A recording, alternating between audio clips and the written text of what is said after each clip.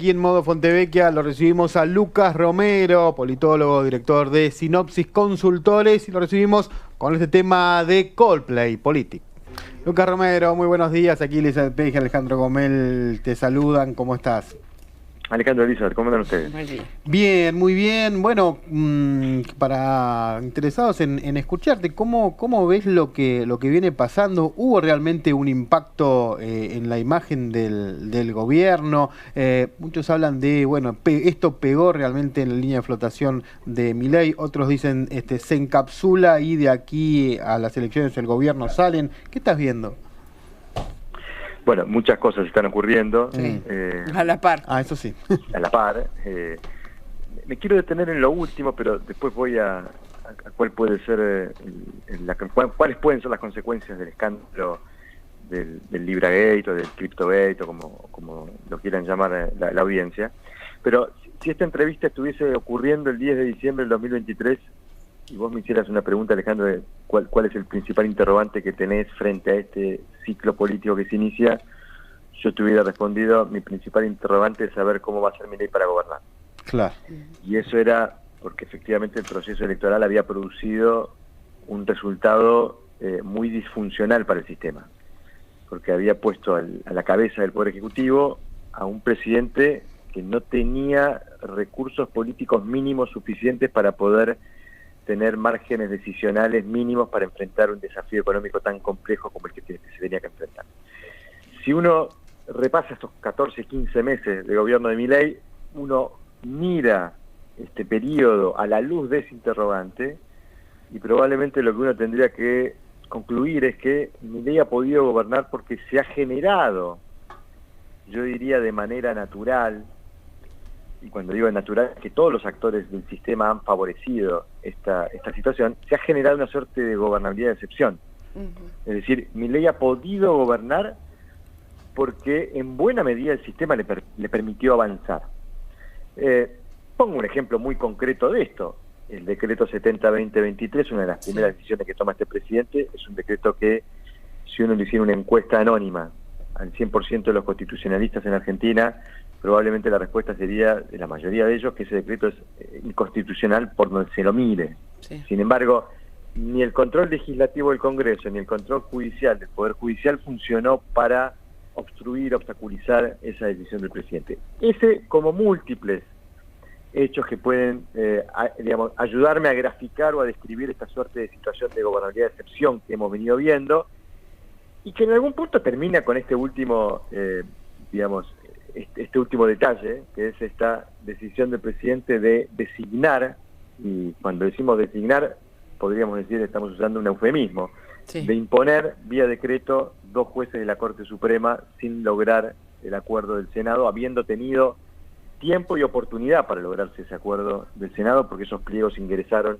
hacia comienzos del año pasado, allá por abril-mayo, y desde allí se ha venido discutiendo y no se ha logrado acuerdo para aprobar esas designaciones. Entonces, y si pensamos además que este es un presidente que por segundo año consecutivo está gobernando sin presupuesto, es decir, el Congreso, que tiene la facultad de determinar el presupuesto de la Administración Pública Nacional, no ha intervenido. Esto le permite al presidente manejarse con extrema discrecionalidad presupuestaria.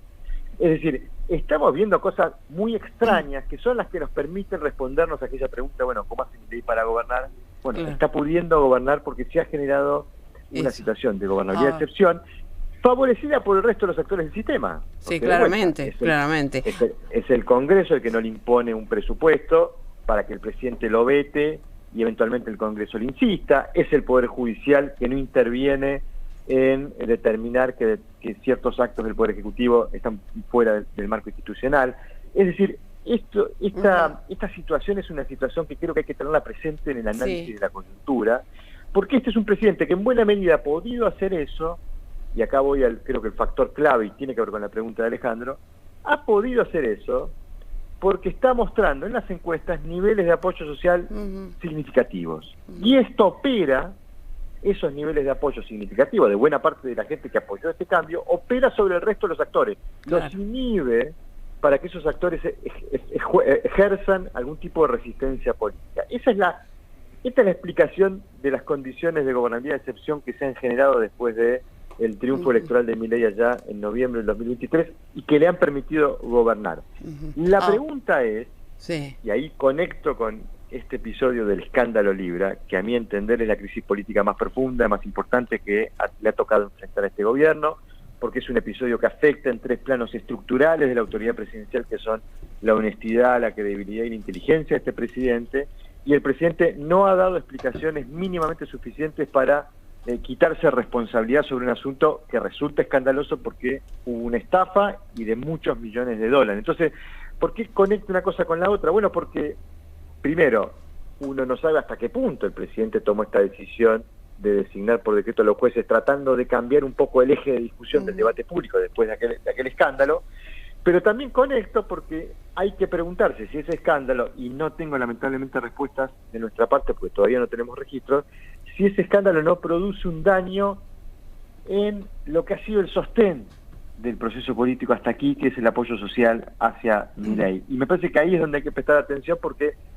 si se empieza a producir algún cambio en el clima de opinión pública en esa materia, pudiera haber más resistencia política y allí al gobierno se le podría complicar bastante la cosa, porque de vuelta empezaríamos a ver que esas condiciones de excepcionalidad en términos de gobernabilidad pudieran empezar a desaparecer. Claro, no hay que olvidarse esa palabrita de excepcionalidad que planteas, porque me parece que un golpe te pega un poquito, otro golpe te pega un poquito más, y eso en definitiva en algún momento empieza a hacer mella en la figura sobre todo el presidente, porque este gobierno es sobre todo el presidente Javier Milei, y me parece que en un contexto electoral también pueden llegar a aparecer otros disconformismos, además pensando que tampoco son elecciones ejecutivas, ¿no? Aparecen como ciertas cuestiones relevantes. Sí, creo que hemos conversado con ustedes en alguna oportunidad, incluso a propósito de aquel famoso ya discurso de Davos, o los famosos discursos de Davos, porque tuvieron un contenido bastante parecido, pero esto de que Milei pareciera a veces no entender por dónde le conviene ir para transmitirle al público la sensación de que lo que se discute en esta elección legislativa de medio término es si se le da continuidad o no a este proceso político, porque a la luz de proponer cambios que tienen poco consenso en materia de valores culturales, de valores sociales, lo que va a lograr es que la gente interprete que hay que ponerle límites a este presidente y no apoyarlo. Si él fuera por otro lado, naturalmente creo que el lado más conveniente para Milei hoy es económico, porque en algún punto ese sostenimiento de los apoyos del que hablo se verifica porque hay un gobierno que está ofreciendo algo que a la luz de la percepción pública parecieran ser síntomas de que el proceso económico se está mejorando o estamos dejando atrás esa economía enferma que teníamos cuando este ciclo comenzó. Bueno, quizás para el presidente sería mucho más conveniente abrazarse a Caputo Luis y a Bausili en vez de abrazarse a Agustín Laje o a Nicolás Márquez. Sin embargo, el presidente sigue a veces lo pueden otras cosas. Como los cometió durante aquel ya famoso debate previo al balotaje del 12 de noviembre, al que yo vuelvo reiteradamente porque me parece que es una pequeña reducción en escala de lo que vimos durante todo este ciclo, que es un presidente que comete errores, que se muestra ignorante muchas veces de la función a la que se le ha para la cual se lo ha elegido, que es impreciso para expresar sus ideas, que se muestra inestable. Todo eso que vimos en el debate lo seguimos viendo durante el proceso ya presidencial de Javier Milei, y aún así lo que ocurre es, como ocurrió en aquel entonces, que 7 días después ese presidente que se mostró de esa forma le ganó por 11 puntos al rival.